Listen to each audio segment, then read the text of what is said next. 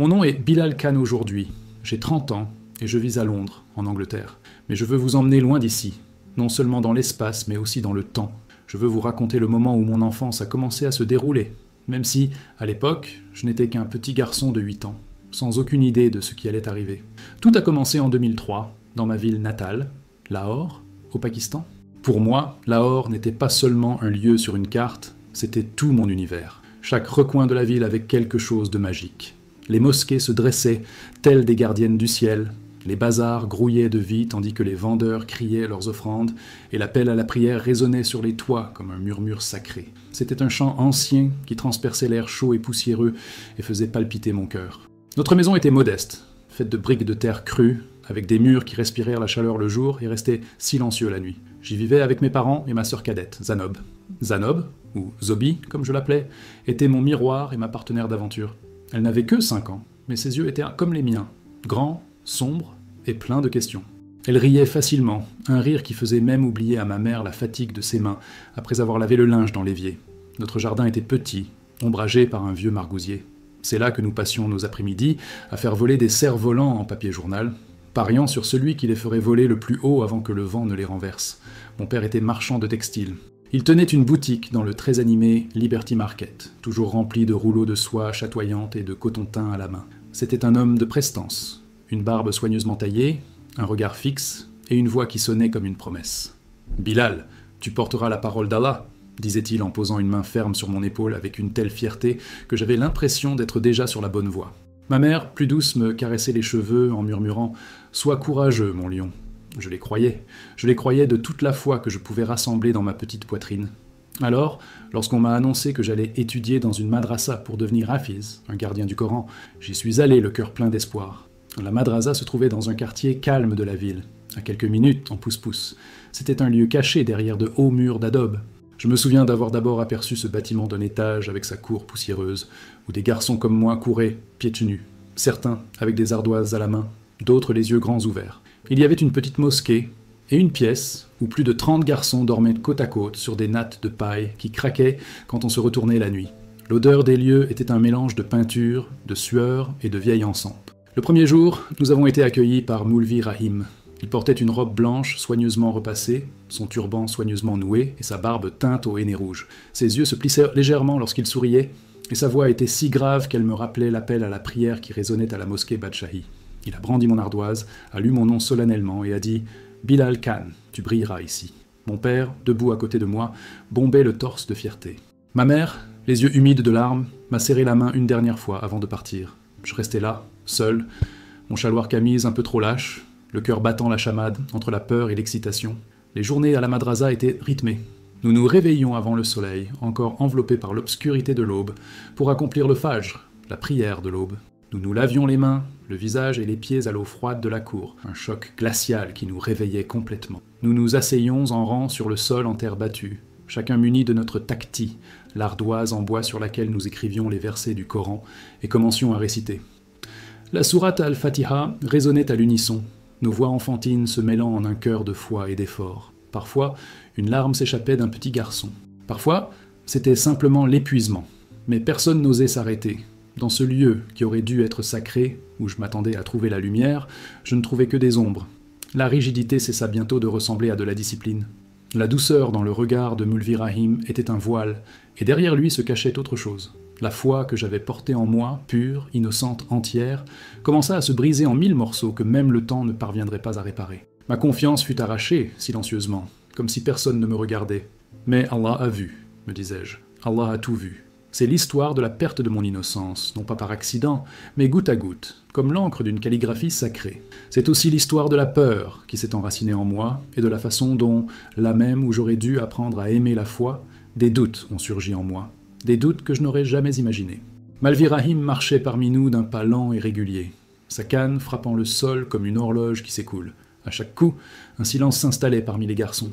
Il passait, s'arrêtant parfois derrière quelqu'un, corrigeant d'une voix grave la prononciation incorrecte d'un mot sacré. « Allah entend chaque syllabe », disait-il, sa main posée sur ma tête, chaude et lourde, comme si le poids de la foi pouvait se transmettre par le toucher. Et j'y croyais, je faisais de mon mieux. Ma langue butait sur des mots arabes que je ne comprenais pas encore parfaitement, mais mon désir de lui plaire, d'être digne, était plus grand que toute difficulté. Le soir, après de longues heures de récitation et de mémorisation, nous nous asseyions sur le sol en ciment brut, avec des bols de kir liquide et des morceaux de rôti. Nos doigts, collants, se fondèrent dans l'obscurité, tandis que nous mâchions en silence. La seule musique provenait du grincement incessant du ventilateur de plafond, comme si quelque chose était sur le point de se briser. La ville semblait lointaine, comme un rêve d'un autre monde. Le rire de Zobi qui transperçait l'air de notre cour me manquait. Les chansons que ma mère fredonnait pour nous endormir, mais je me disais que c'était un sacrifice. C'était le prix à payer pour Jana, le paradis. Je devais l'endurer. Au début, Malvirahim était gentil. Parfois, après que j'avais bien récité, il me donnait des dates supplémentaires ou me caressait la tête en souriant. « Tu es spécial, Bilal », murmurait-il, et je sentais mes joues s'embuer. Pas de peur, pas encore, mais de fierté. Être vu par lui était un cadeau. Les autres garçons étaient condamnés comme des frères. Certains riaient, d'autres pleuraient doucement la nuit. Le visage tourné vers le mur, le corps tremblant. Je ne comprenais pas pourquoi sur le moment.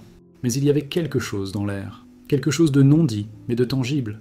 Comme la fine poussière qui se déposait sur nos tactis, recouvrant lentement tout. La première fois que cela s'est produit, c'était environ 1 mois après mon arrivée. C'était une nuit humide et sans lune. Et le ventilateur s'était arrêté. J'étais à moitié endormi, les yeux lourds, lorsque j'ai senti sa main sur mon épaule. Une légère pression, mais qui m'a réveillé instantanément. Sa voix était basse, presque douce. « Allez, Bilal, on s'entraîne un peu. » J'ai obéi. Je lui faisais confiance. Je me suis levé pieds nus, sentant le froid du sol m'imprégner. Nous sommes allés dans la petite pièce derrière la mosquée. Une pièce faiblement éclairée, où une unique ampoule clignotait au plafond. Il ferma la porte. Mon estomac se noua. Un sentiment vague, indescriptible, commença à grandir en moi. « Tais-toi, dit-il. » Et à cet instant, son regard perdit toute bienveillance. Il y avait autre chose. Une étrange urgence. Une respiration haletante qui me troublait. Ce qui suivit, je ne peux pas le décrire clairement. C'est comme un mauvais rêve, flou sur les bords, mais avec des moments aussi tranchants que des couteaux. Une douleur indescriptible, une peur nouvelle, une peur que je n'avais jamais ressentie auparavant. Il murmura que c'était notre secret, qu'Allah me punirait si je le disais. Il dit que ma famille aurait honte. Il toucha mon visage et dit « Tu es un bon garçon ». Et moi, même si je tremblais, même si je pleurais, j'acquiesçais simplement. Parce que c'était ce qu'il voulait, et parce que je ne savais pas quoi faire. Je suis retourné en titubant dans mon coin, où le tapis m'attendait comme une planche dans la mer. Les autres garçons dormaient, leur respiration lente, résonnant comme un tambour dans mes oreilles. Je me suis recroquevillé, les genoux serrés, et j'ai essayé de prier. Mais les mots sortaient faux, coincés, décousus. Quelque chose en moi s'était brisé, cela se reproduisait toujours la nuit, toujours dans cette pièce. Toujours avec cette voix déguisée en douceur le jour, louant ma récitation, me qualifiant de spécial. Et toujours avec cette autre voix la nuit, celle qui coupait comme une lame, froide, précise. Petit à petit, j'ai arrêté de manger. Le rôti se défaisait dans mes mains avant d'atteindre ma bouche. J'ai commencé à marcher, les yeux rivés au sol. Je ne souriais plus. Les autres garçons comprenaient. Certains détournèrent le regard, d'autres chuchotaient entre eux. L'un d'eux, un garçon plus âgé nommé Haïf, m'a donné une mangue un après-midi. Son regard était triste. « Sois forte », a-t-il dit. Mais il n'a pas expliqué. Peut-être savait-il.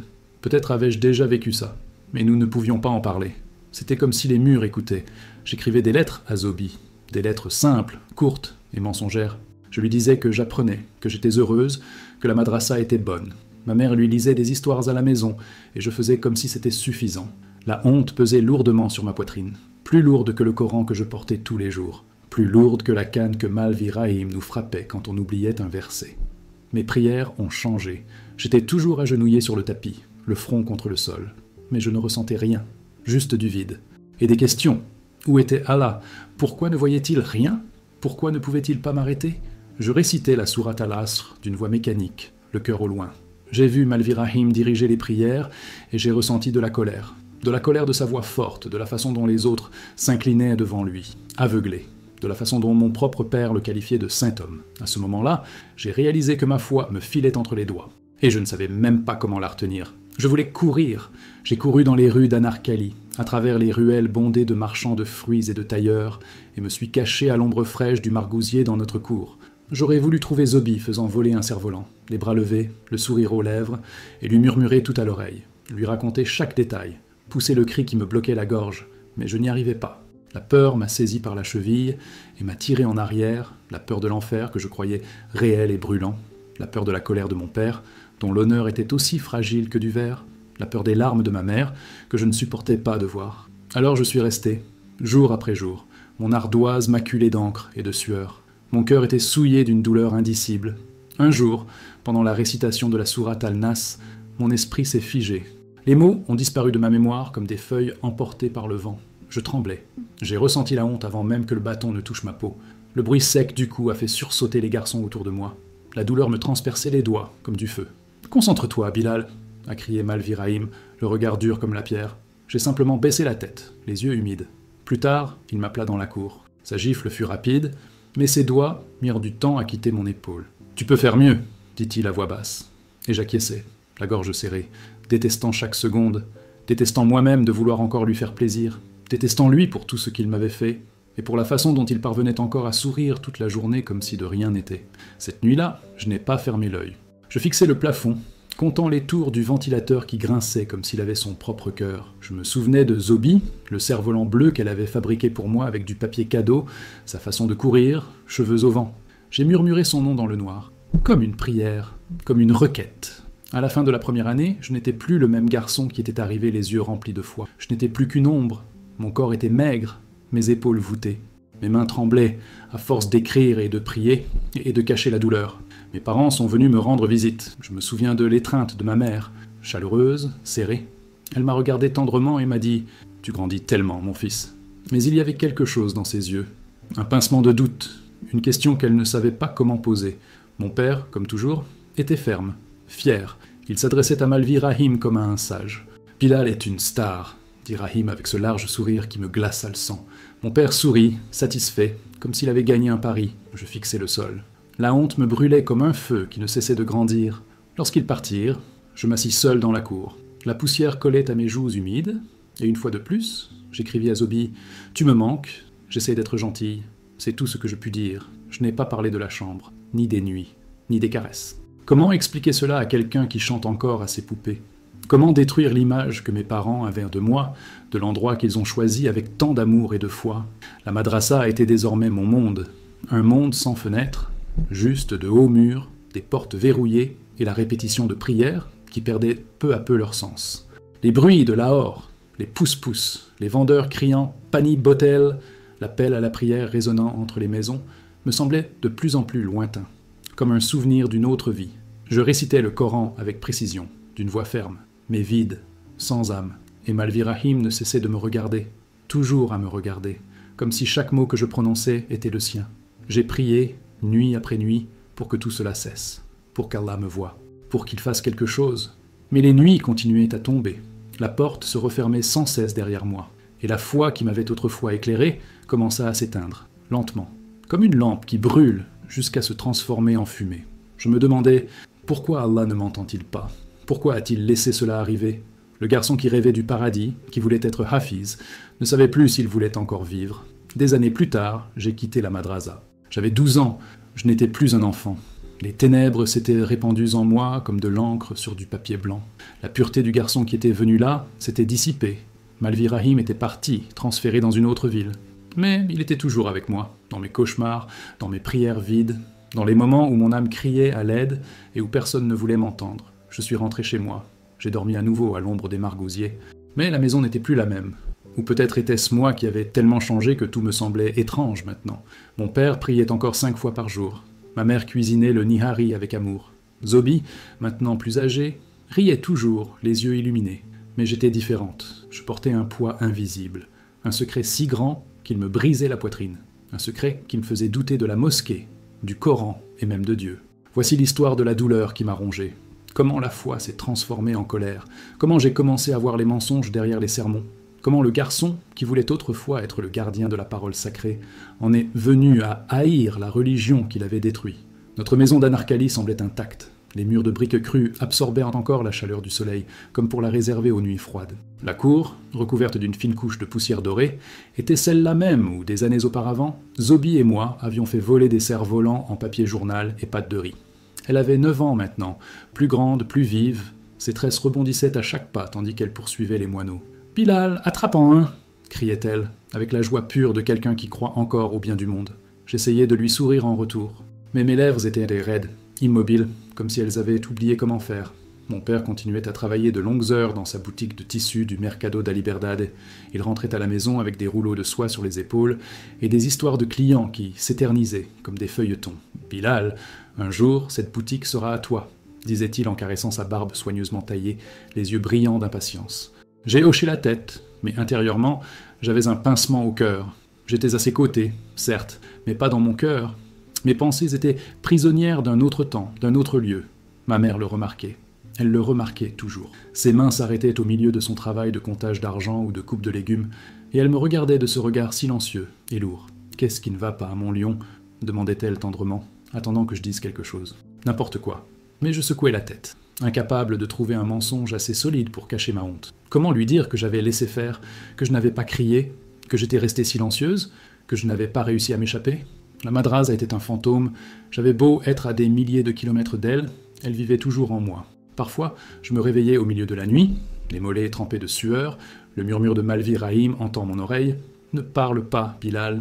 Je me levais lentement, j'allais à la fenêtre et contemplais le ciel étoilé de Lahore. J'essayais de prier, je le faisais vraiment, mais les paroles de la sourate Al-Fatiha me collaient à la langue comme si elles étaient gravées dans la pierre. J'arrêtais les prières du Fajr. Au lieu de cela, je sortais dans la cour, m'agenouillais en silence et faisais comme si j'avais déjà prié. Mon père ne s'en rendait pas compte. Mais ma mère, elle fronçait les sourcils de plus en plus. J'étais maintenant dans une école publique. Un bâtiment en béton usé, la peinture écaillée, et les voix des enfants résonnaient dans les couloirs. Les professeurs bafouillaient, et les garçons couraient, criaient, se battaient. Je me cachais sous un banyan pendant la récréation, mon déjeuner intact sur les genoux, les yeux toujours rivés au sol. J'étais bon en révision. Mathématiques, ourdou, sciences, parce que les livres ne posaient pas de questions. Ils ne me regardaient pas. Ils ne se doutèrent de rien. Ils étaient en sécurité, mais éviter la mosquée était plus difficile. Chaque vendredi, mon père m'emmenait avec lui à la mosquée du quartier. Le dôme vert brillait au soleil, et la cour était remplie d'hommes de curetés de chapeaux se déplaçant comme une vague unique. La voix de l'imam résonnait dans les haut-parleurs, des sermons sur l'obéissance, sur les feux de l'enfer et les rivières de lait du paradis. Je m'agenouillais avec tout le monde, le front contre le tapis, mais mon cœur était à 1000 lieues. Chaque mot prononcé par l'imam me blessait. J'entendais Malvi Rahim dans chaque intonation. Je voyais son visage caché parmi les hommes barbus. Chaque fois que quelqu'un disait « Amen », une boule se serrait dans ma gorge. Un jour, devant la mosquée, j'ai vu un groupe de garçons de la madrasa. Ils portaient un chalwar camise île, étaient sales, les yeux creusés par l'épuisement et la faim, cherchant des pièces. Mon corps se figea. Un choc me traversa comme un éclair. Soudain, je me retrouvais dans cette cour, entendant le craquement de la batte, sentant l'air lourd de cette pièce. Mon père me tendit une roupie. « Donne-la leur, Bilal », dit-il. Mes mains tremblaient. Je laissai tomber la pièce, comme si elle brûlait. Et je courus. Je n'entendis pas ses appels. Je courus, tout simplement. Zobi était dans la cour, dessinant des motifs au henné sur sa main. En me voyant, ses yeux s'écarquillèrent. « Pourquoi as-tu peur ?» demanda-t-elle avec une innocence qui me déchira. Je mentis. « Je n'ai pas peur. » Mais ma voix se brisa. Et avant que je ne puisse m'effondrer, elle se leva et me serra fort dans ses bras. Ses petits bras chauds entourèrent mon corps tendu. Je la retins, fort, lui promettant silencieusement qu'elle ne le saurait jamais, jamais, que je la protégerais de tout ce qui m'avait détruit. La honte me suivait comme une ombre, fusionnée à mon corps. Je marchais dans les rues de Lahore avec elle à mes côtés. Le bazar grouillait, les vendeurs criaient « Chai garam », les femmes en burqa négociaient des bracelets colorés, l'odeur des samoussas frits dans l'air chaud. Je marchais à côté de ma mère, portant le panier de légumes.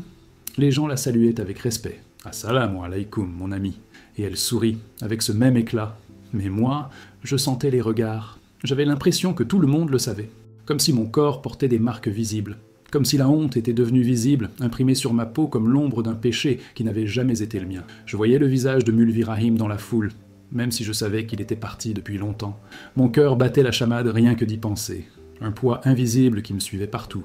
De retour chez moi, j'ai commencé à consigner mes pensées et ma douleur dans un carnet caché sous mon matelas. J'y ai noté les mots que je n'osais pas prononcer à voix haute, les questions qui me consumaient. Pourquoi Allah a-t-il permis que cela m'arrive? Pourquoi me sentais-je si souillé, si sale intérieurement? Les pages étaient marquées d'encre tachée et de larmes séchées.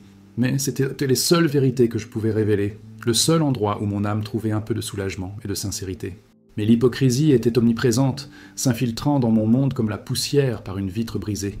Notre voisin, Hafiz Saïb, un imam respecté, avait une voix douce et suave pendant l'appel à la prière. Mais je l'ai vu un jour prendre de l'argent à un commerçant, avec un sourire malicieux, et le garder comme un vilain secret. C'est pour la mosquée, disait-il, mais je n'en croyais pas sa moto flambant neuve.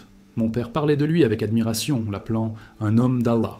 J'avais envie de crier pour qu'il entende parler des hommes d'Allah qui blessaient les petits garçons dans l'ombre. À l'école, un professeur nommé Malvi Kassim enseignait l'islam. Il tenait une canne pointue et commandait la classe par sa voix, mais j'entendais sa colère murmurer lorsqu'il insultait un garçon pauvre qui n'avait pas les moyens de payer ses frais de scolarité, marmonnant que des gens comme ça ruinent le Pakistan. Je le regardais, les poings serrés, un mélange de haine et de tristesse me brûlait. Cet homme tenait le Coran, mais je sentais qu'il me haïssait simplement pour exister. Ma colère grandissait silencieusement, brûlante et profonde. Petit à petit, j'abandonnais les prières, me cachant du monde lorsque l'appel à Ahan résonnait dans les rues. Un jour, mon père m'a surprise en train de sauter le maghrib et m'a giflé si fort que mes larmes ont brûlé plus que la douleur sur mon visage. « Tu nous fais honte, Bilal » a-t-il crié, et ma mère a pleuré, serrant son voile dans ses mains. Je restais là, silencieuse, le visage en feu, et une pensée cruelle résonnait dans ma poitrine. Tu ne sais pas ce qu'est la vraie honte. Zanob se tenait sur le seuil, les yeux écarquillés, et je me détestais encore plus. De l'avoir effrayé, de me sentir si faible. J'ai commencé à fuir la nuit, arpentant les rues animées de Lahore, où la musique du qawwali se mêlait aux néons colorés. Je m'asseyais au bord de la rivière Ravi, aux eaux sombres et calmes, et je jetais des pierres dans les vagues, comme si chaque pierre pouvait apaiser ma douleur. « Allah, où es-tu » murmurai-je aux étoiles, mais elles restaient silencieuses, indifférentes. Je n'étais qu'un enfant perdu, trop perdu dans une grande ville qui semblait s'en moquer. Zanob était ma lumière dans cette obscurité. Elle s'asseyait avec moi dans la cour, les livres éparpillés autour de nous, et me demandait, les yeux brillants, « Bilal, de quoi est-ce faite la lune ?» J'inventais des histoires, de fils d'argent, de poussière d'ange, et son rire, si pur et si puissant, faisait battre mon cœur plus fort, ne serait-ce qu'un instant. Mais elle a vu ma tristesse cachée. Ses petites mains ont touché les miennes. Inquiète, tu es malade ? A-t-elle demandé. Et j'ai menti, disant que j'étais juste fatigué. Une soirée spéciale arriva. L'Aïd el-Fitr. Nous enfilâmes nos nouveaux vêtements, ma courte bleue et son chaloir camise rose. La fête battait son plein dans le quartier. L'air était parfumé de biryani et de roses. Les enfants couraient, les hommes priaient sous des lanternes colorées. Je restais à l'écart, regardant Hafiz Saïb rire, les mains pleines de bonbons. Mon estomac se noua et Zanob me tira par la manche, me demandant si je pouvais danser. Je tournoyais avec elle sous les lumières, son rire m'échappant un peu de l'obscurité. Pendant quelques secondes, je n'étais que le frère aîné qu'elle adorait, pas le garçon brisé qui portait des secrets.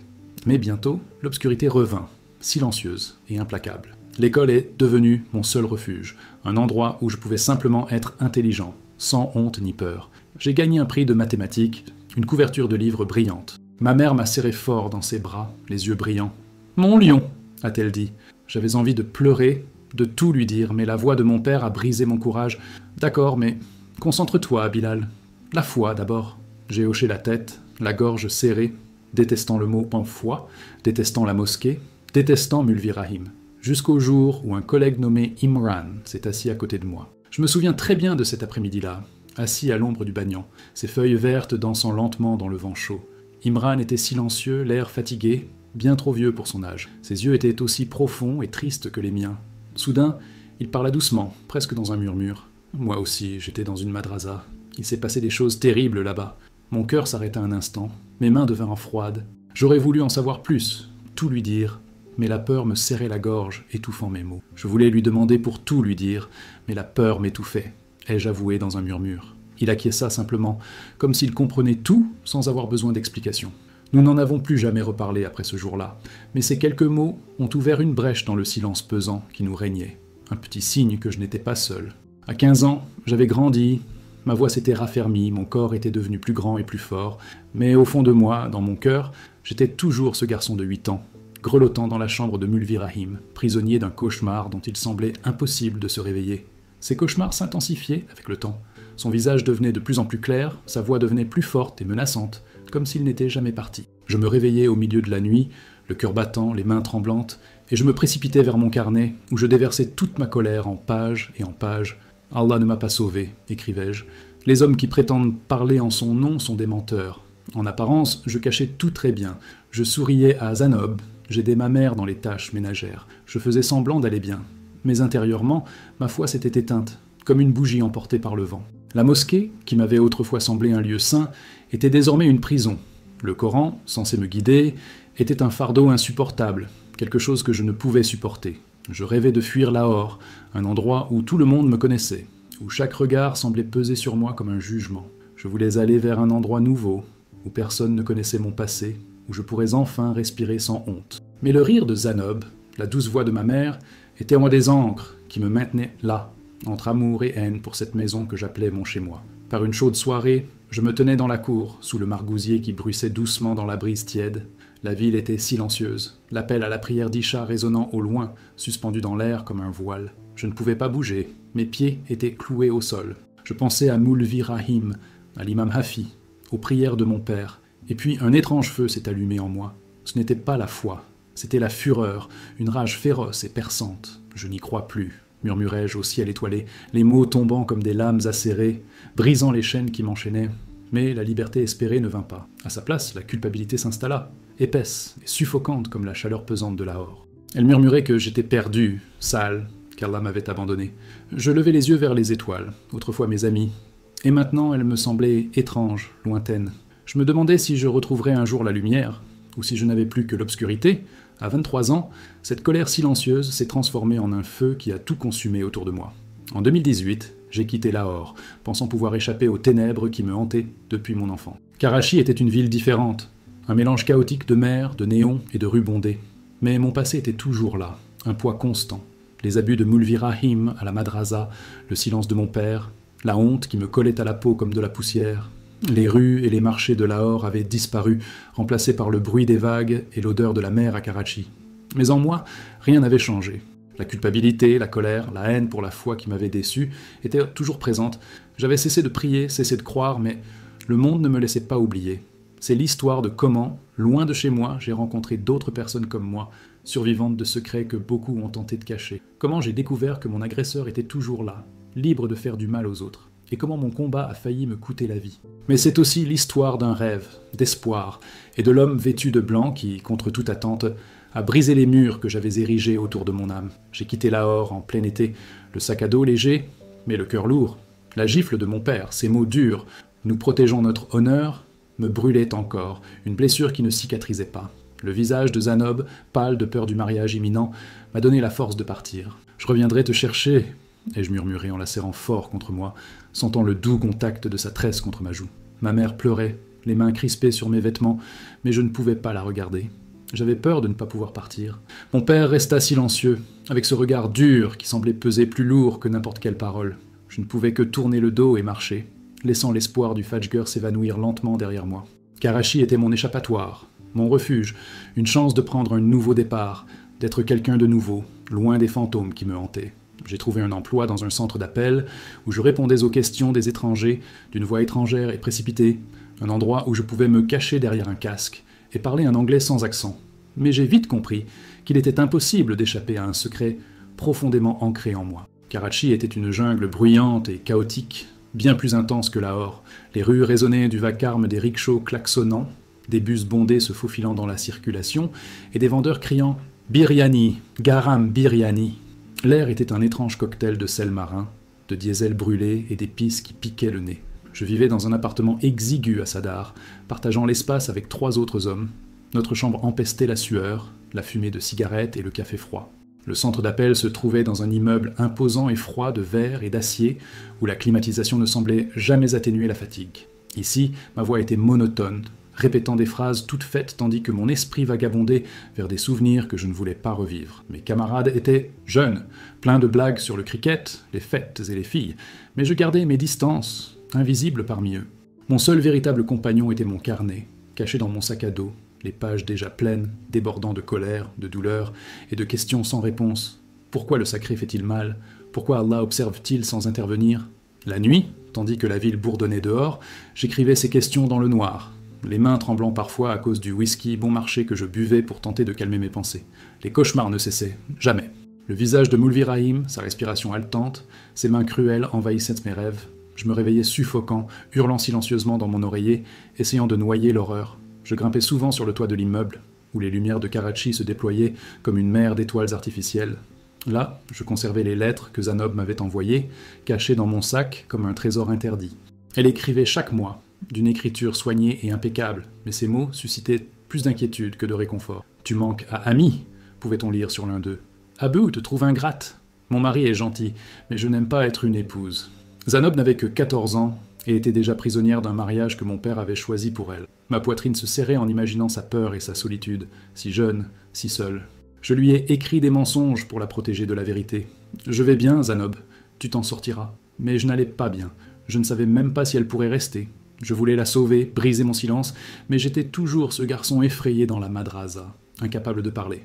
Karachi avait ses propres mosquées, leurs dômes étincelants et l'appel à la prière qui transperçait le bruit de la ville comme un couteau. Je les évitais, la tête baissée, le regard ailleurs, comme si je pouvais aussi échapper à ce son qui me rappelait tout ce que j'avais perdu. Puis, un soir, à un stand de thé près de Clifton, j'ai rencontré Fizel. Il avait mon âge, ses yeux semblaient trop fatigués pour un visage si jeune, et une ombre que je reconnaissais. Il travaillait comme mécanicien, les mains grasses et sentant l'huile. Nous étions assis ensemble, buvant du thé, la vapeur chaude s'élevant entre nous, l'air chargé de cardamome et de conversations à voix basse. « Avez-vous déjà été dans une madrasa ?» demanda-t-il d'une voix à peine plus forte qu'un murmure. Mon cœur s'emballa.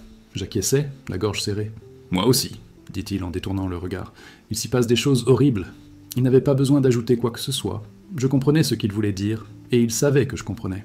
Nous étions assis là, silencieux, le thé refroidissant dans la tasse, et quelque chose d'invisible mais fort s'est tissé entre nous. Un lien silencieux de douleur partagée. Fizel m'a présenté d'autres hommes, des survivants comme nous, entassés dans une pièce exiguë de Liari, un quartier connu pour sa violence et sa forte odeur de poisson frais mêlée de peur. Leurs histoires étaient similaires à la mienne. Des jeunes hommes privés de leur enfance, trahis par ceux qui étaient censés les protéger, des professeurs de madrasa, des hommes au discours sacré qui cachaient trop des monstres dans l'ombre. L'un d'eux, Assad, était un homme d'âge mûr, la barbe déjà mouchetée de gris, et sa voix tremblait, plus que l'âge. Elle racontait des histoires douloureuses. Il parlait en pacha, des mots lourds, de Malviraïm, comme s'il portait le poids du monde sur ses épaules.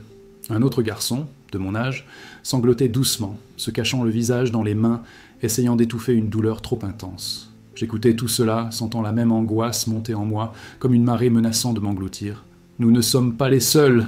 dit Fizel d'un air ferme, presque féroce. « C'est partout, mais personne n'a le courage de le dire. » Cette phrase me blessa profondément. Je pensais à Haïf, le garçon de la madrasa, avec ses yeux si tristes qu'il semblait refléter un monde entier de souffrances silencieuses. Je pensais à Imran, mon camarade de classe, et à sa confession silencieuse, toujours pesante entre nos conversations. La vérité était insupportable, un Pakistan caché derrière des murmures et des prières, abritant de sombres secrets. Et puis, j'ai entendu quelque chose qui m'a glacé le sang.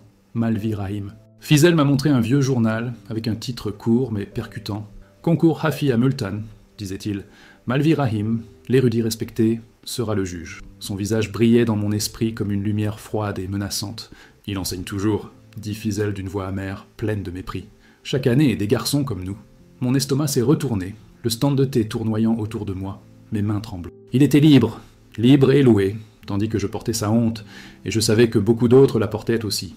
Cette nuit-là, j'ai bu jusqu'à ne plus pouvoir tenir debout. Mon carnet était ouvert devant moi, mon stylo griffonnant des pages pleines de haine et de désespoir. C'est un monstre, et on le qualifie de saint. J'ai crié dans le vide, mais seul le silence m'a répondu. « Allah, où es-tu » J'ai crié pour trouver Dieu, pour obtenir justice, pour le faire payer. Mais la peur, cette même peur qui m'avait réduit au silence à 8 ans, m'étouffait comme une ombre noire. Au centre d'appel, la colère que je retenais a explosé. Je me suis disputé avec un collègue qui vantait le clergé d'une voix forte et rauque. « Ce sont tous des menteurs », ai-je dit, inconscient des regards qui m'entouraient. Un jour, en me promenant dans Sadar, j'ai aperçu Moulvi Zafar prêcher au coin d'une rue. Son turban blanc brillait au soleil, sa voix résonnant de paroles de pureté et de foi. Je le connaissais par des histoires chuchotées. Un homme corrompu qui détenait le même horrible secret que la madrasa. Je n'ai pas pu me contrôler. « Tu es un imposteur !» ai-je crié, la voix tremblante d'émotion et de peur, tandis que la foule autour de moi s'arrêtait et le fixait. Ses yeux se sont plissés, ses disciples ont crié à l'unisson « Blasphème ! Blasphème !» Leurs voix étaient acérées comme des couteaux. J'ai couru, le cœur battant la chamade, les mots et les cris résonnant dans les rues derrière moi. Au Pakistan, une accusation de blasphème était passible de la peine de mort. Des foules en colère, des arrestations injustifiées, tout pouvait arriver. Je me suis réfugié dans mon petit appartement, les mains tremblantes, conscient d'avoir franchi une ligne dangereuse. Le lendemain, la lettre de Zanob est arrivée. Ces mots me transperçaient pour la poitrine. « J'ai peur, Bilal, il n'est plus gentil. J'ai envie de m'enfuir, comme toi. » J'ai pleuré seul, en regardant son écriture tachée, et la culpabilité m'a submergé. Je l'avais abandonnée, je l'avais trahie, je m'étais trahi moi-même. Je voulais rentrer, je voulais la sauver, mais Lahore était un piège invisible, le silence de mon père s'élevant comme un mur infranchissable. J'ai noyé mon angoisse dans le whisky, le feu brûlant dans ma gorge, et je lui ai écrit « Attends-moi, Zanob, je trouverai un moyen ». Mais je n'avais aucun plan, seulement de la colère et de la peur, une peur qui grandissait comme une ombre menaçante. Au centre d'appel, des murmures commencèrent à circuler. Des regards suspicieux me poursuivaient. J'ai su, à cet instant, que pour survivre, pour protéger Zanob, je devais quitter le Pakistan. Puis un jour, Samuel est apparu. C'était un chrétien, un Pakistanais comme moi, avec un sourire aimable et un léger accent. Nous avions échangé quelques mots sur le travail, le cricket, mais jamais sur la foi. Jamais sur ce qui nous pesait sur le cœur. Un soir, dans la salle à manger, il m'a servi une tasse de thé. Il a réchauffé sa main dans la chaleur du verre et m'a dit, en me regardant dans les yeux, « Tu portes quelque chose de très lourd, Bilal. » J'ai haussé les épaules, évitant son regard, mais sa gentillesse m'a touché d'une manière que je ne pouvais pas expliquer. « Lis ceci, » dit-il en me tendant un morceau de papier sur lequel étaient écrits des mots de la Bible. « Venez à moi, vous tous qui êtes fatigués et chargés, et je vous donnerai du repos. » À ce moment-là, ces mots étaient un murmure d'espoir dans un endroit qui ne semblait être qu'une ombre. Je fixais ces mots étranges, doux comme l'eau qui s'infiltre dans la terre sèche après une longue attente. « Ton Dieu ?» demandai-je d'une voix rauque, pleine de suspicion et de douleur. Samuel sourit doucement et répondit « Il peut être le tien aussi, si tu le veux. » Je détournai le regard, sentant mon cœur battre à tout rompre, un mélange confus de colère réprimée et d'agitation. Cette nuit-là, un rêve me traversa. Un homme vêtu de blanc, le visage caché, la voix calme et posée. « Bilal, tu me suffis, » dit-il en posant sa main sur mon épaule. Contrairement au contact lourd et effrayant de Malvi Rahim, cette main était légère, chaude, presque un soulagement. Je me réveillai le visage humide, des larmes silencieuses ruisselant sur mon visage et la poitrine serrée. Je ne savais pas ce qui était cet homme, mais ces mots restèrent gravés en moi, un murmure ténu qui défiait ma colère. J'ai gardé le papier que Samuel m'avait donné dans mon carnet, caché, craignant même de le relire, peur de ce que cela pourrait signifier. Je n'étais pas prête pour un nouveau Dieu, pas quand l'ancien m'avait abandonné, pas quand Zanob avait encore besoin de moi, et surtout, pas quand Mulvi Rahim était encore libre et intouchable. Mais le rêve persistait comme une lueur dans l'obscurité profonde, une question silencieuse que je ne pouvais ignorer. J'ai commencé à remplir des formulaires pour un visa de réfugié, cherchant un nouveau départ à Londres.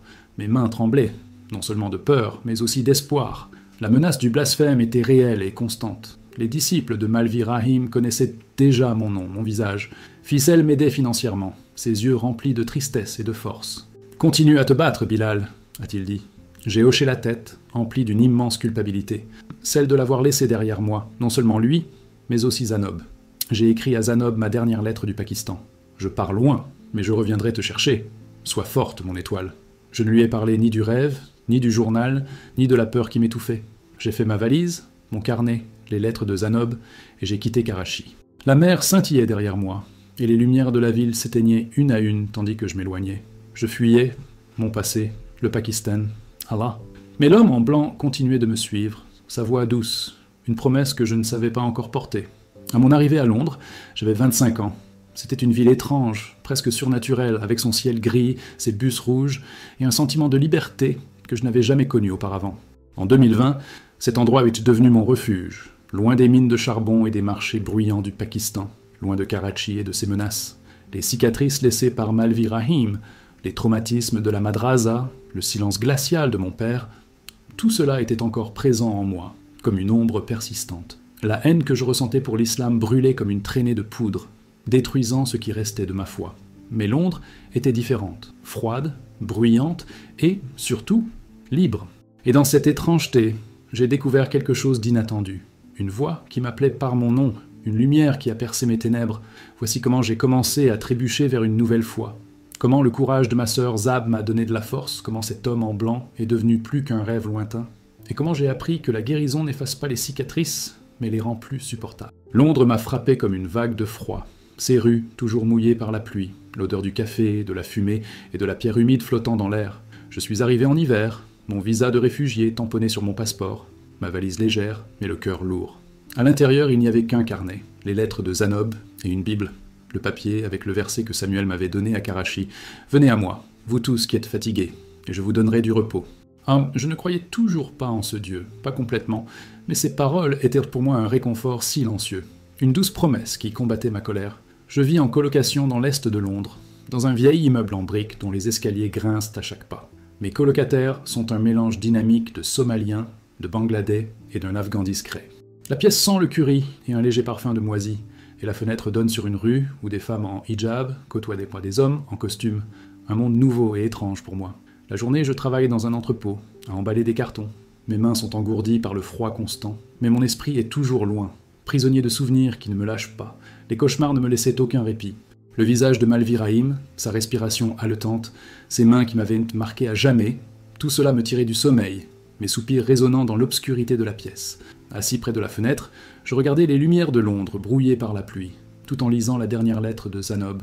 J'ai peur, Bal, je veux courir comme toi. Elle n'avait que 14 ans, prisonnière d'un mariage arrangé par mon père. La culpabilité m'envahissait. Je l'avais abandonnée. J'ai répondu, le stylo tremblant dans ma main. Je vais t'aider, Zanob. Tiens bon. Mais à l'intérieur, j'étais faible, noyé dans le whisky que je buvais pour essayer de dormir tandis que mon carnet se remplissait de rage. Allah m'a abandonné. Pourquoi faire confiance à un autre Dieu? L'appel à la prière ne résonnait pas à Londres, mais son fantôme vivait en moi, me rappelant la foi que j'avais rejetée. Une honte que je ne pouvais ébranler. La liberté de Londres était étrange. J'arpentais des rues où personne ne me connaissait, où je pouvais respirer sans craindre d'être taxé de blasphémateur. Mais la liberté ne me guérissait pas. J'ai évité les mosquées, leurs dômes presque invisibles sur l'horizon de la ville, leurs surlointains dans les haut-parleurs. Au lieu de cela, j'ai cherché le mystère pakistanais dans la chapelle blanche. L'odeur d'élébirianiette de la chéquie m'a apporté un goût de chez moi, un mélange doux amer de réconfort et de douleur. J'ai retrouvé Samuel, mon collègue de Karachi, désormais employé dans un supermarché du coin. Il était plus âgé, ses cheveux clairsemés, mais son sourire était toujours aussi aimable. « Bilal, tu as réussi !» m'a-t-il dit en me serrant dans ses bras avec une chaleur inattendue. Nous mangeons nihari dans un petit restaurant, la vapeur montait, et il m'a demandé, inquiet, « Ça va ?» J'ai haussé les épaules, les yeux rivés sur mon assiette, mais sa gentillesse a serré une boule dans ma gorge. Samuel m'a invité à son église, un simple bâtiment de Hackney aux murs de briques et à l'enseigne défraîchie. J'ai d'abord décliné, la voix rauque. Je n'ai pas besoin d'un autre Dieu. Il n'a pas insisté. Il m'a juste offert du thé, les mains fermes et accueillantes. « Quand tu seras prête », a-t-il dit, et j'ai détourné le regard sentant le papier dans ma poche remuer, ce vers murmuré que je ne pouvais ignorer. Un dimanche matin, la pluie tambourinait à ma fenêtre. J'ai enfilé mon manteau mouillé, le cœur battant, et je suis allé. L'église était chaude et bondée, les bancs remplis de Nigérians, de Pakistanais, de Blancs. Leurs voix s'élevaient dans un étrange et doux hymne. La pasteur, une femme aux cheveux gris, parlait d'un Jésus qui aimait les brisés, qui portait leur douleur.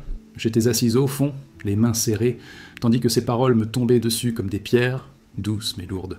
Je suis parti avant la fin, la poitrine serrée, mais le cantique m'est resté, sa mélodie me suivant sous la pluie londonienne. Les rêves devinrent plus clairs. L'homme en blanc n'était plus une ombre. Il était désormais comme un champ ouvert, son visage doux, sa voix calme. « Bilal, je te vois. » Je me suis réveillé, le visage humide, le cœur battant, la bouteille de whisky vide sur le sol.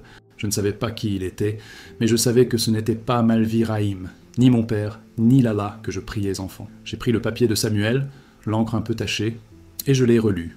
Je te donnerai du repos. Je voulais y croire, mais la peur m'en empêchait. La peur d'une autre trahison, d'un autre mensonge. J'ai caché le papier dans mon carnet. Mes pages étaient maintenant un mélange de colère et de questions. Qui es-tu? Pourquoi maintenant? Je n'ai pas encore prié.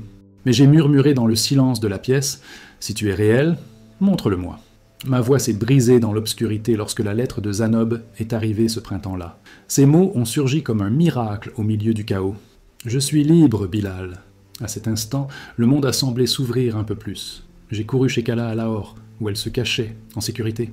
Zanob n'avait que 15 ans, une jeune fille qui avait réussi à échapper au mariage forcé de mon père, et sa force brillait comme une flamme qui illuminait mes ténèbres. J'ai pleuré là, un mélange confus de soulagement et de culpabilité, car même si je n'avais pas été le sauveur dont elle avait besoin, elle avait trouvé sa propre issue. D'une plume tremblante, j'ai répondu « Tu es mon étoile, Zob, je suis si fier de toi. » Son courage a ravivé quelque chose en moi, le besoin d'affronter ce que j'avais laissé derrière moi, de me renforcer pour elle, pour nous deux. À cet instant, j'ai tout raconté à Samuel. Zanob, la madrasa, Malviraïm. Ma voix s'est brisée la première fois que j'ai parlé à voix haute, comme pour rompre un silence trop vieux pour être supporté. Il m'a écouté, les yeux pleins de larmes, la main fermement posée sur mon épaule, disant « Tu n'es pas seul, Bilal. » Je n'ai pu qu'acquiescer, les larmes coulant à flots, ces mots devenant le baume dont j'avais besoin pour la blessure que je portais depuis si longtemps. C'est Samuel qui m'a donné une Bible, Une simple, avec une couverture usée et des pages fines, presque fragiles. Je l'ai cachée sous mon matelas, avec mon carnet, par peur de ce que le livre pourrait réveiller en moi. Petit à petit, pendant les nuits silencieuses dans l'entrepôt où je travaillais, j'ouvrais la Bible et la lisais. Les mots me semblaient étranges au début, presque comme des paraboles lointaines, des promesses d'un homme mort par amour. J'ai lu l'histoire de Jésus, ses mains guérisseuses, sa voix appelant les perdus, et j'ai senti quelque chose m'attirer, une vague douce mais irrésistible. Je n'ai pas pu résister longtemps. Les rêves ont commencé à m'apparaître plus clairement. L'homme en blanc, autrefois une ombre, avait maintenant des contours plus nets, un regard doux et une voix qui murmurait « Tu me suffis ». Je me réveillai, le cœur battant, et pour la première fois, je m'agenouillai près de mon lit. Non pas pour prier, pas encore, mais pour murmurer doucement « Je ne sais pas qui tu es, mais je veux te connaître ». Ce n'était pas la foi, pas à ce moment-là. Ce n'était qu'une fissure dans le mur que j'avais construit au fil des ans, une petite lumière que je n'avais pas vue depuis l'âge de 8 ans. L'église est alors devenue mon refuge. Ses chants sont devenus plus doux, ses fidèles plus réels pour moi. J'ai rencontré Aïcha, une Nigériane qui préparait du riz jollof pour les repas communautaires. Elle avait un rire sonore et un regard bienveillant. Elle m'a dit qu'elle avait perdu son fils, mais qu'elle avait trouvé la paix en Jésus. « Il porte ce que nous ne pouvons pas porter », a-t-elle dit en me tenant la main. Je voulais la croire. La pasteur Mary, avec ses cheveux gris et sa voix douce, venait toujours me voir après la messe. « Qu'est-ce qui te retient, Bilal ?» me demandait-elle calmement, mais je ne pouvais pas répondre. J'avais la gorge serrée, la honte et la peur me tenaient muette. Pourtant, je revenais chaque dimanche, m'asseyant un peu plus près de l'autel. Les cantiques arrivaient lentement, comme l'eau qui s'infiltre dans la terre sèche, et mon cœur commençait à s'ouvrir, fragile et lent. L'été londonien apportait sa chaleur, avec ses parcs verdoyants et ses rues animées par les festivals. J'ai descendu Brick Lane, passant devant des restaurants indiens et des graffitis colorés, où l'étrange se mêlait au familier. J'ai aperçu des Pakistanais rassemblés à la mosquée, leurs casquettes blanches, leurs tapis déployés pour la prière, et j'ai ressenti une tristesse sourde, un souvenir du garçon que j'avais perdu dans ses ombres. J'ai écrit à Zanob, lui parlant un peu de Londres, de l'église. Mes mots étaient mesurés. Je trouve quelque chose ici, Zanob, quelque chose de bien. Je n'ai pas encore mentionné Jésus, de peur qu'elle me croie perdue, de peur que je la repousse. Ces lettres continuent d'arriver, pleines d'espoir. Qu'Allah m'apprend à coudre. Je veux être libre comme toi. J'ai souri en les lisant, son courage reflétant le mien, me donnant la force de continuer. Les cauchemars n'avaient pas complètement disparu, mais ils étaient plus légers. Le visage de Malvi Rahim commençait à se fondre dans le brouillard de mon passé. L'homme en blanc prenait de l'ampleur dans mes rêves. Ce jour-là, j'étais assise avec Samuel, la voix tremblante et basse, mes mains maîtrisant à peine ma nervosité, tandis que je lui racontais ses rencontres nocturnes. « C'est Jésus », dit-il, les yeux brillants d'une foi que je n'avais pas encore, mais que je voulais me transmettre. « Il t'appelle, Bilal ?» J'acquiesçais, sentant un poids inexplicable dans ma poitrine. Cette nuit-là, je me suis agenouillé sur le sol froid de ma chambre pour la première fois depuis des années. Mes paroles étaient maladroites, à peine plus qu'un murmure. « Jésus, si tu es réel, accepte cette douleur que je porte. » Au début, je n'ai ressenti que le silence. Puis une légère chaleur est venue, comme une main posée doucement sur ma poitrine. J'ai pleuré, le visage enfoui dans mes mains, non pas de honte, mais d'un espoir dont j'avais oublié l'existence. J'ai commencé à lire la Bible plus souvent, aux heures calmes de l'entrepôt, quand la ville semblait endormie et que mes colocataires étaient déjà perdus dans leurs rêves. Des histoires qui m'étaient jusque-là étrangères ont pris vie.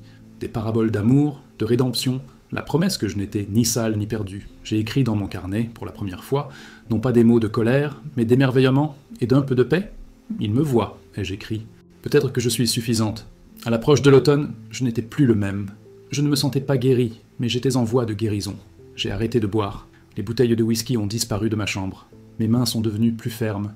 J'ai travaillé dur, économisant chaque centime pour un rêve plus grand, amené Zanob à Londres, loin de mon sombre passé.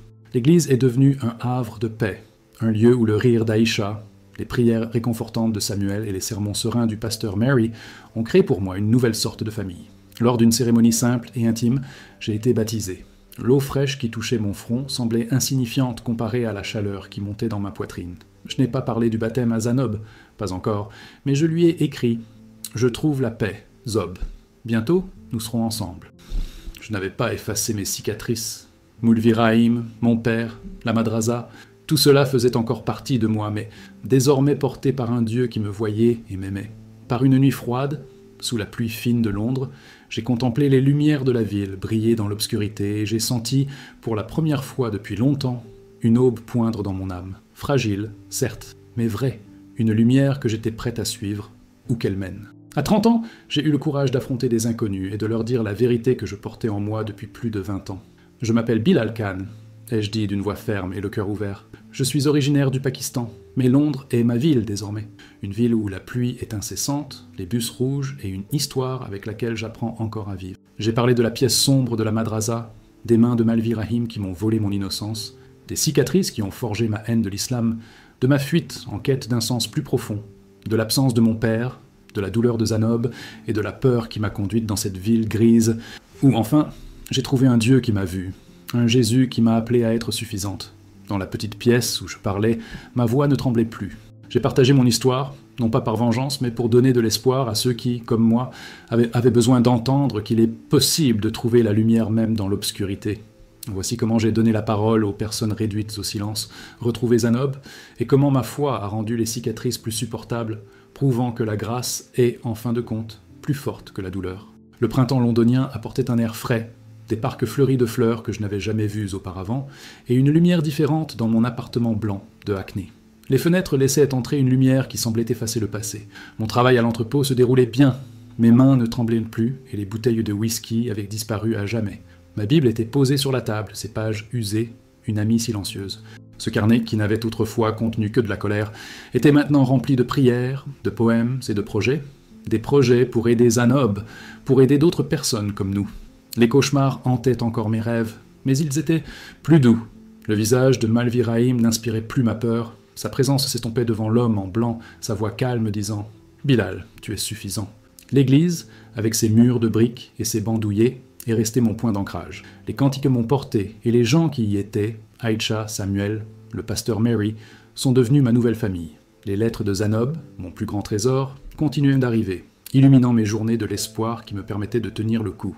À 15 ans, Zanob a réussi à échapper à ce mariage forcé, une évasion silencieuse qui l'a conduite chez notre tante à Lahore. Là, cachée entre des murs et des ombres familiers, elle a appris à coudre, point après point, non seulement avec du tissu, mais aussi avec son propre courage. Chaque jour, elle rêvait d'une liberté qui semblait trop lointaine pour être atteinte. Aujourd'hui, à 22 ans, sa voix me parvenait avec la force de celle qui s'est battue. Ses lettres étaient pleines de feu, une flamme qui illuminait même les recoins les plus sombres de mon cœur. Elle m'a dit qu'elle apprenait à lire aux filles, brisant ainsi le cycle de l'ignorance qui avait emprisonné tant d'entre nous. Elle m'a parlé, le regard pétillant, de son désir d'aller un jour à Londres, pour y trouver un bout de monde où elle pourrait être libre.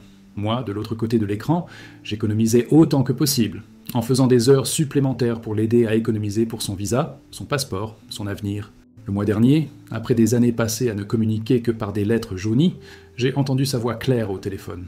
« Un miracle. Bilal, tu es mon héros », m'a-t-elle dit. À cet instant, ma culpabilité, qui m'avait toujours murmuré que je n'en avais pas fait assez, s'est mêlée au soulagement et à l'amour que je ressentais. Je lui ai parlé de ma nouvelle foi, du baptême, de l'église, du chemin que j'avais suivi. J'ai parlé prudemment, craignant que ce changement ne m'éloigne de la seule famille qui me restait. « Je suis heureuse pour toi », a-t-elle dit. J'ai poussé un soupir, sentant cet amour traverser la distance, formant un pont entre nos mondes. C'est Samuel qui a eu l'idée du groupe de soutien aux survivants, un lieu sûr pour les hommes comme moi, qui portaient des secrets trop lourds à porter seuls. La réunion a eu lieu dans un centre communautaire, où les murs jaunes réchauffaient la pièce, les chaises formaient un cercle de confiance, et l'arôme du café se mêlait à l'espoir silencieux qui habitait chacun de nous. J'assistais à ces réunions depuis des mois, écoutant des histoires qui reflétaient ma propre douleur. Des Pakistanais, des Somaliens, des Bangladais, chacun portant ses propres fantômes. J'avais raconté des bribes de mon histoire, la voix tremblante, comme si chaque mot était une plaie ouverte, mais ce soir-là, quelque chose a changé. J'avais accepté de partager mon témoignage complet, au nom d'une association caritative luttant contre les abus dans les madrasas pakistanaises, non pas pour haïr, mais pour appeler au changement. Je me suis levé, les cheveux détachés et la barbe taillée, les mains enfin posées, malgré mon cœur battant la chamade. La pièce était silencieuse, 20 paires d'yeux braqués sur moi, des yeux bienveillants marqués de cicatrices semblables aux miennes. « Je m'appelle Bilal Khan », ai-je commencé à voix basse, chaque mot étant lourd de sens et de vérité. Je lui ai parlé de Lahore, de la cour poussiéreuse de la madrasa, des mains noires de Mulvi Rahim qui m'ont volé mon innocence. Je lui ai parlé du silence de mon père, de la colère qui consumait mon âme, de la boisson qui tentait d'enterrer ma douleur, et de ma fuite désespérée du blasphème qui m'emprisonnait à Karachi. Je lui ai raconté l'histoire de Zanob, son courage, son évasion, la raison pour laquelle je respirais encore et me battais. J'ai parlé de Londres, des petits moments de lumière, du thé chaud que Samuel m'avait offert, des hymnes qui résonnaient à l'église, et de l'homme en blanc qui m'appelait par mon nom dans mes rêves. Je haïssais Allah, je haïssais l'islam, ai-je dit, la gorge serrée, parce que les hommes se sont servis de cette foi pour me faire du mal. Mais Jésus m'a montré de l'amour, pas du jugement. Je ne suis pas guéri, ai-je avoué, mais je guéris, et je veux que d'autres guérissent aussi. Des larmes coulèrent silencieusement sur mes joues et sur les leurs, emplissant la pièce de sanglots et d'espoir. Un homme me serra dans ses bras, après coup, les mains tremblantes et la voix douce. « Tu m'as donné du courage », j'acquiesçais, la poitrine gonflée par la certitude que c'était grâce à cela que j'avais survécu. Bien que modeste, Hope for Tomorrow était une force inébranlable, dirigée par des survivants comme moi et des alliés dévoués. Son bureau était une pièce encombrée de la chapelle blanche, un espace de travail humble mais déterminé. Je me suis porté volontaire pour apporter mon aide, écrivant des lettres aux autorités pakistanaises, partageant mon histoire en ligne, taisant toujours mon nom pour protéger Zanob. Le travail était dur. Les nouvelles du Pakistan me pesaient lourdement sur la poitrine. Les madrasas toujours hors de contrôle, les garçons blessés, le silence des puissants. J'appris que Molvi Rahim était mort, le cœur battant, ses crimes demeurant impunis aux yeux de ceux qui le protégeaient. Je n'éprouvais aucune joie à sa mort, seulement une profonde et étrange tristesse. Et, doucement, une prière s'éleva dans ma gorge, une étrange prière pour cet homme qui m'avait marqué à jamais. « Jésus, pardonne-lui comme tu m'as pardonné. » Ces mots sont sortis de moi, mi-chuchotés, mi-silencieux. Le pardon n'a pas effacé la douleur que je portais depuis si longtemps, mais il m'a lentement apporté un soulagement inattendu. C'était un poids que je n'avais enfin plus à porter seul. Dans mon carnet, autrefois empli de colère et de désespoir, de nouveaux mots apparaissaient maintenant, emplis d'espoir et de force. La grâce, j'ai compris, était bien plus puissante que la haine. Je n'étais pas seulement mes cicatrices, j'étais bien plus que les traces du passé. Et puis, enfin, Zanob arriva à Londres. Son visa était approuvé, mes économies suffisaient à lui acheter son billet, tout semblait s'être enchaîné comme par miracle. Je la retrouvai à l'aéroport d'Heathrow et mon cœur battait la chamade. Elle était plus âgée, certes, le temps avait marqué son visage, mais ses yeux, ces grands yeux brillants qui avaient toujours été mes étoiles, étaient les mêmes. Zanob portait un chaloir camise bleu, sa longue tresse tombant sur son épaule, et tandis que nous nous embrassions, je sentais mes larmes mouiller son foulard, tandis que son rire timide résonnait comme une douce musique au milieu du chaos de l'arrivée. « Bilal, tu es si grand !» dit-elle, arrachant un sourire, un rire enfin libre et léger. Elle emménagea avec moi dans un petit appartement simple, mais c'était le nôtre, notre refuge, notre commencement. Sa machine à coudre ronronna presque toute la journée, tandis que son rire emplissait chaque recoin de l'espace exigu. Zanob commença à fréquenter mon église, avec cette intense curiosité dans le regard. « Pourquoi Jésus, Bilal ?» demandait-elle avec sincérité et une pointe de doute. Je lui parlais des rêves qui me venaient en la nuit, de la paix que je ressentais dans mon cœur, de l'amour qui n'exigeait ni perfection ni sacrifice impossible. Elle m'écoutait en silence, le regard pensif, pas encore prête à accepter tout cela, mais sans jamais se détourner. « Je suis fière de toi », dit-elle par un après-midi froid, et à cet instant mes larmes coulèrent silencieusement, pensant une blessure que je n'avais jamais pu nommer. Mais tout n'allait pas bien. La lettre de mon père arriva à l'automne, l'écriture tremblante, les mots courts et lourds. « Bilal, je suis désolé, rentre à la maison. » Ma poitrine se serra au souvenir de cette gifle, de ce silence écrasant qui s'éleva, comme une poussière suffocante dans mon âme. Zanob lut la lettre avec moi, le visage doux, empli de compréhension. « Il est vieux, Bilal. Il est seul, » dit-elle. « Notre mère est partie depuis 2 ans, son cœur est faible. » Je ne pouvais pas lui pardonner complètement, pas encore. Mais j'ai répondu d'une voix ferme, quoique tremblante intérieurement. « Je guéris, Abu. Peut-être qu'un jour je pourrai prier pour lui, demander la grâce de Jésus, non pas pour moi, mais pour lui. L'Église m'a appris un amour étrange et puissant pour ceux qui sont brisés, même ceux qui m'avaient été brisés. Aïcha, la Nigériane qui préparait le meilleur jollof pour les repas communautaires, m'a dit un jour « Le pardon est pour toi, Bilal, pas pour eux. » J'ai hoché la tête, sentant la sagesse de ces mots éclairer mon chemin comme un phare dans l'obscurité. L'hiver est arrivé à Londres, avec son froid mordant, mais aussi les rues illuminées par les lumières de Noël et le parfum des pins. J'ai marché avec Zanob sur Brick Lane, entouré de restaurants indiens, aux arômes intenses et chaleureux, et de graffitis colorés racontant des histoires de résistance et d'espoir. Nous avons mangé du nihari sous une petite tente, tout en parlant de Lahore, du biryani préparé par notre mère, et des rêves que nous portons encore. Son rêve était d'ouvrir une boutique, un lieu où elle pourrait être libre. Le mien était de continuer à raconter des histoires, de lutter pour que plus personne n'ait à souffrir en silence. J'ai vu des Pakistanais prier dans une mosquée, leurs nattes étendues sur le sol, leurs voix unies pour la prière. Je n'éprouvais aucune colère, seulement une paix profonde, un repos que je n'avais jamais connu auparavant. L'enfant que j'étais, perdu dans l'ombre de la madrasa, trouvait enfin le repos. Les cauchemars continuaient, mais rares, presque silencieux. Le visage de Moulvi Rahim n'était plus qu'une ombre lointaine, tandis que la lumière de Jésus brillait de plus en plus en moi. Debout à l'église, je chantais des cantiques à pleine voix et le cœur ouvert. La pasteur Mary prêchait sur le sens de la vie, son regard scrutant le mien et disant « Dieu utilise notre douleur pour le bien. Je voulais y croire de toutes mes forces. » Ma vie en était la preuve vivante, brisée, mais pas détruite. J'ai travaillé avec espoir pour demain, planifiant une campagne pour le Pakistan, en quête de justice et de changement. Zanob m'a aidé à créer des brochures, son rire clair étant un chant qui emplissait notre maison de joie. Nous avons prié ensemble, pas toujours Jésus, mais un Dieu que nous cherchions tous les deux, un Dieu capable de comprendre nos doutes et nos peurs. Ses mains dans les miennes, partageant les cicatrices invisibles qui nous unissaient. Dans mon carnet, je n'ai plus écrit la douleur, mais la promesse. Je suis Bilal, fils de la grâce. Ma voix est ma lumière. Par une nuit calme sous le ciel étoilé de Londres, je me tenais sur le balcon de notre appartement. Zanob endormi à l'intérieur. L'air était frais, la ville semblait endormie, et le silence n'était troublé que par le bourdonnement lointain des bus rouges. Je pensais à ma mère, à ses mains douces et tendres, à mon père, à son orgueil blessé, à Moulvi Rahim, à ses péchés impunis. Je pensais aux garçons qui souffraient encore dans les madrassas. Leur silence était mon silence. Et j'ai prié d'une voix claire et ferme. « Jésus, utilise-moi, guéris-les. » J'ai ressenti une douce chaleur, différente des rêves, quelque chose de réel, comme si une main reposait sur mon cœur. Les cicatrices étaient toujours là, et le seraient toujours, mais elles ne me définissaient pas. J'étais Bilal, survivant, frère, fils de grâce. Et mon histoire, celle-là, oui, ne faisait que commencer. C'était une lumière que je portais, une aube qui perçait les ombres les plus denses.